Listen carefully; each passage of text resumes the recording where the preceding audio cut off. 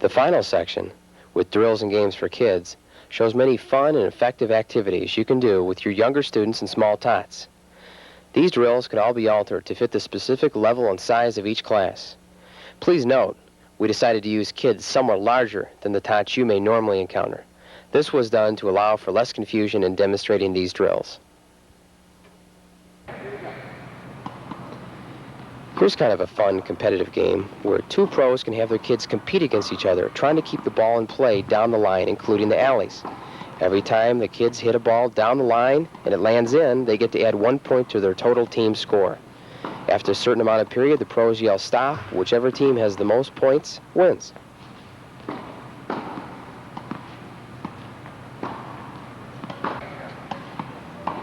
Here's the same basic drill, but the players now are working on their volley.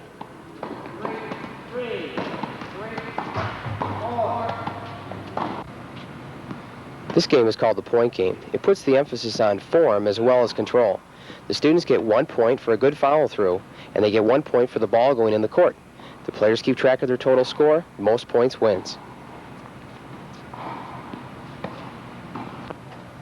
Here's a fun game which can accommodate a larger class. Here the pro feeds to the students side to side. The students try to hit the ball back to the pro, practicing their direction and control. Every time the pro can touch the ball the student hit to them, they get to add 1 point to their score. Simon says, ready. This is the old Simon Says game. Watch the screen to see how the pro handles this class. When an error is made, they don't do what the pro said, or what Simon said, they have to sit down. Last player standing wins. Hey, ready position. You're out. This game is called If You Snooze, You Lose, and it helps teach the kids to be alert and awake for their volleys at the net. Every time the pro can sneak a shot past a student or force him to make an error, that player has to run back to the back wall and touch the curtain and then run back again.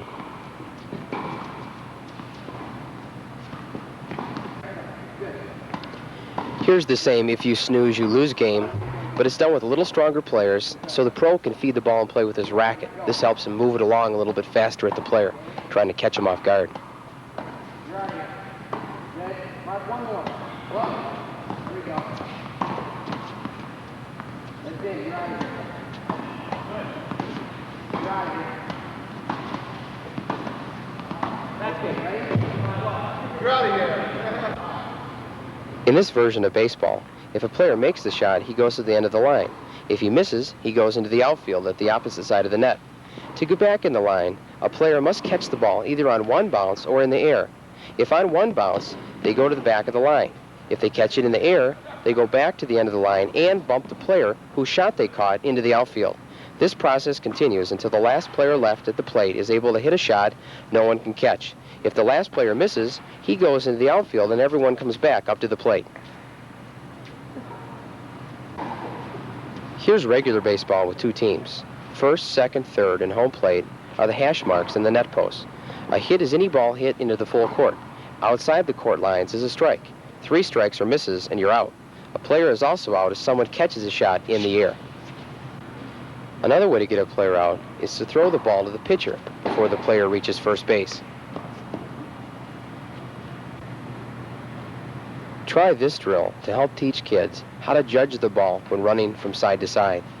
Simply roll the ball while the player runs over to stop it with his racket.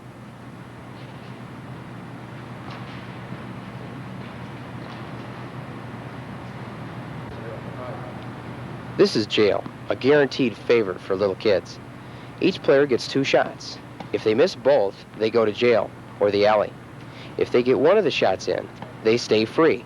And if they get both, they set one of the players in jail free. If a player is set free, the pro can gently toss balls at the free kid, pretending to try to hit him with the balls. The pro misses the kids on purpose, but makes them think he is trying to hit them. This game is called mix-up. You can play this to keep small kids' attention. By mixing up your tosses, the kids will pay more attention because they won't know when the ball is coming to them. Normally, their attention wanders within 5 to 10 seconds. Use markers or hoppers as we have here to show little strokers classes where to start and stop. This will stop them from getting hit with a ball or with another child's racket.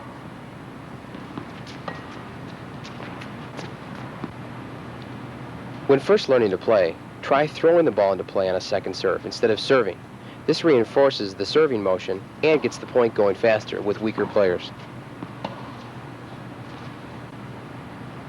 You can also have players drop hit a forehand out of the air for their second serve to avoid developing a patty cake motion. Remember, this is a legal serve.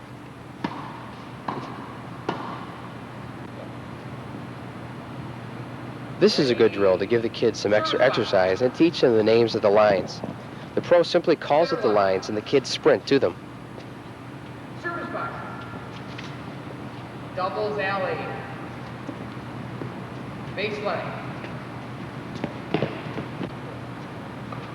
To allow kids to work on controlling their volleys, have them pair up and play a toss-catch-volley game. They can have races or try to set consecutive shot records.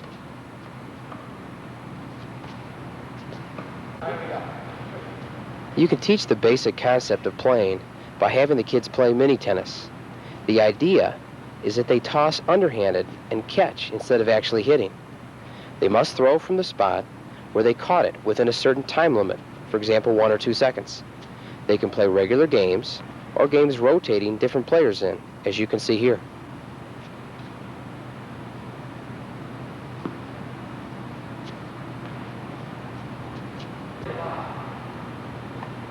Many young players can't get the ball in play.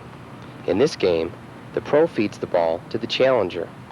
The point starts when the challenger finally gets one in. The players keep track of each of the points they win. The beauty of this game is that the champ very seldom returns the challenger's shot. Thus, the games are always very close, with no one ever feeling they have lost very badly.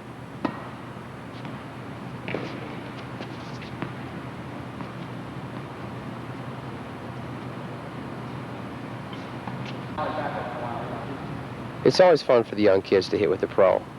Here the kids play mini tennis with the pro, hitting one shot then going back to the end of the line. The idea is to keep the ball in play as long as possible.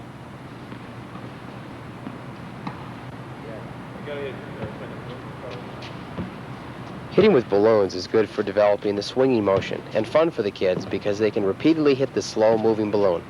Make sure they don't hit each other with the racket. Here we play a standard game of Beat the Pro, but with a younger group, you can handicap the game by making the pro sit in a chair to return all the shots. This is good practice for the kids, as it makes them work on hitting away from the opponent to earn points. Now they actually have a chance at beating the pro. Use your imagination for other variations on handicapping games.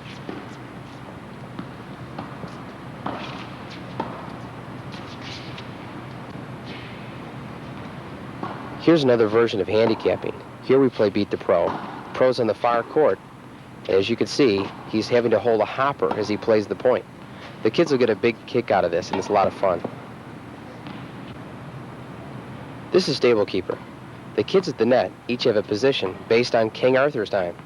The top player to your left is the king or queen. Next down is prince or princess, and so on, using your imagination to fill the different positions. The lowest two positions are the Stable Keeper and the frog. When a child misses, he moves down to the frog position, with everyone else moving up one spot.